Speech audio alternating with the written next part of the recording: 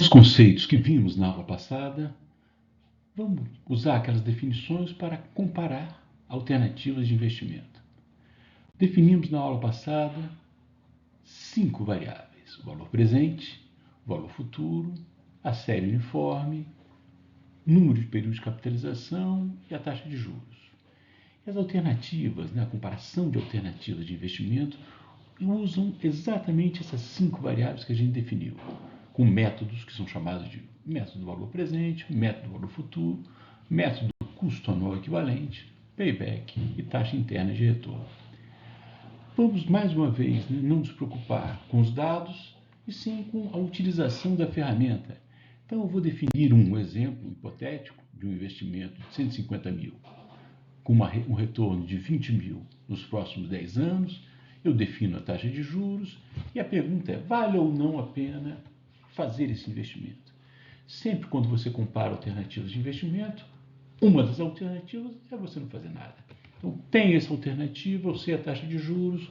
Qual é a metodologia? Como eu disse, é sempre muito simples você usar a metodologia. O primeiro ponto é que vale a pena a gente fazer um fluxo de caixa, desenhar um investimento. Eu tenho, então, um investimento que vai me dar uma receita ao longo dos próximos 10 anos. Quando é simples assim, às vezes não parece tão importante, mas o fluxo de caixa de um problema sempre nos ajuda na resolução do problema. E aí, dado os dados do problema, o investimento, a receita, o número de períodos de capitalização e a taxa de juros, a solução é sempre muito simples, porque o valor presente eu posso usar a expressão VP, valor presente, a uma determinada taxa de juros, números de períodos e a série uniforme que está definida. Eu tenho um valor presente que, nesse exemplo, é um valor presente positivo. Se o valor presente é positivo, é um bom negócio. Então é muito simples, a técnica do valor presente para comparar alternativas de investimento é sempre muito fácil e muito positiva. A aula do valor futuro é idêntico, só usa uma outra variável e compara o valor no futuro. Não tem muito sentido você comparar valores no futuro. Ela sempre dá a mesma indicação do valor presente, portanto, se é usar valor futuro ou valor presente, é sempre melhor usar o valor presente. A terceira técnica que eu estou usando no mesmo problema é a chamada taxa interna de retorno. Para calcular a taxa interna de retorno, eu preciso de fazer uma tabelinha mostrando todos os valores ao longo do período. Com essa tabelinha dos valores ao longo do período, o Excel, por exemplo, tem uma expressão que chama TIR, e aí você calcula. A fórmula do cálculo do TIR em geral é bastante complexa e é calculado por forma iterativa. No entanto, você botando os valores, você consegue obter uma TIR, nesse exemplo de 5,6.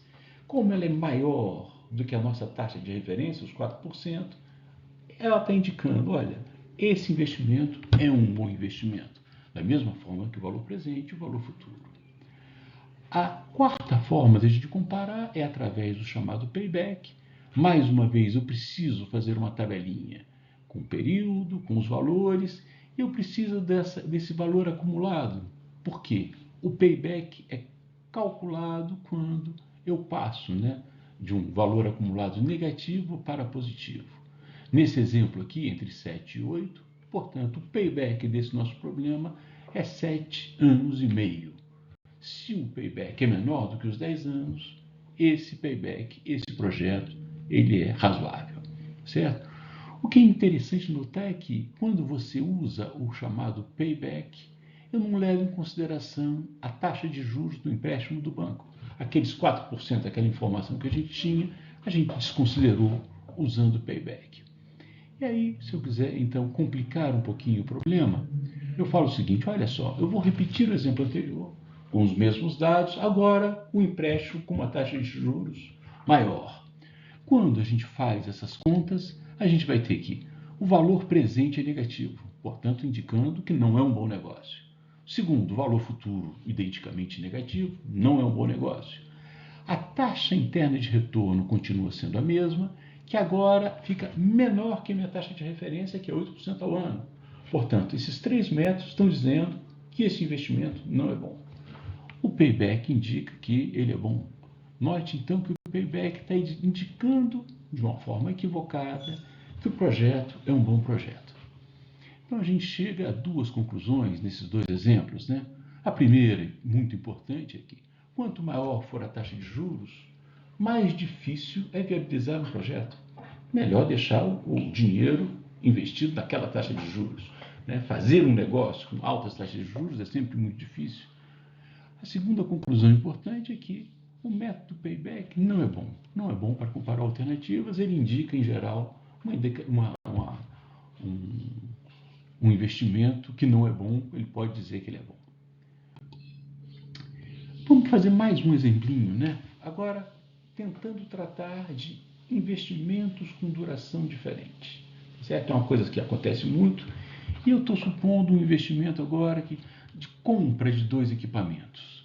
E aí, esses dois equipamentos estão definidos com um determinado valor, sem um custo de manutenção, e o mais importante, né, o equipamento B dura 24 meses e o equipamento A 12 meses. Botei um valor de revenda só para botar um pouquinho mais de complexidade no problema. O mais importante é o que está em negrito, que é a duração dos dois equipamentos. Note que nesse problema eu agora só tenho despesa. Eu não preciso, não é um investimento que eu tenho investimento para ter receita. Eu só tenho despesa. Nesse tipo de investimento não é possível, não é? Bom, primeiro eu traço os dois fluxos de caixa, né? Do equipamento A e do equipamento B, um com uma duração de 12 meses, outro com a duração de 24 meses, e não faz sentido nenhum usar TIR ou payback, uma vez que eu estou comparando só despesas. Tá certo? Então, se eu comparar só despesas, nem o TIR nem o payback faz sentido, porque eles precisam de fluxo de caixa que mudem de direção. Quando eu calculo, então, o valor presente, por exemplo, do A e comparo com o B, eu vejo que o A é menor do que o B, mas a pergunta que se fica é, bom, será que vale a pena pagar mais pelo B, tendo em vista que ele dura mais tempo? Essa questão, como é que a gente responde? A gente responde essa questão repetindo o projeto A depois dos 12 primeiros meses. Então, você faz o projeto A, repete o projeto A, e aí calcula o valor presente dos dois projetos agora com o mesmo tempo. E aí, quando você faz essa manipulação, você vê que o custo do projeto A repetido, o valor presente do projeto A repetido, é mais caro do que o do valor presente do projeto B, que tem aqueles 24 meses. A conclusão que a gente chega é que o projeto B é melhor do que o projeto A. Certo? Então, é uma forma de você resolver e indicando que o investimento no equipamento B é melhor do que o A. Uma outra forma alternativa de resolver o mesmo problema é você calcular o valor presente do A e do B e distribuir ao longo do primeiro com 12 meses, do segundo com 24 meses. É o que a gente chama, né, da série uniforme, né? Comparar a prestação de cada um desses investimentos. E aí você não precisa repetir o projeto. Projetos com duração diferente. Você calcula a série uniforme. Como a série uniforme de A é mais cara do que a série uniforme de B, já tem a indicação de que, como já tínhamos visto, o projeto B é melhor do que o projeto A. Aí, finalmente, vamos fazer um quarto exemplo para a gente tentar consolidar esses conceitos de matemática financeira. E aí são projetos que a gente chama de mutuamente excludentes. Projeto A, um investimento de 100 mil, dá um retorno de 30, 5 anos, 10%. O projeto B, um investimento pequeno, dá uma receita menor, 5 anos e 10%. Note que isso pode ser um grande projeto, né, que seria o projeto A, e a decisão do projeto B é você terceirizar, por exemplo, 90% desse projeto.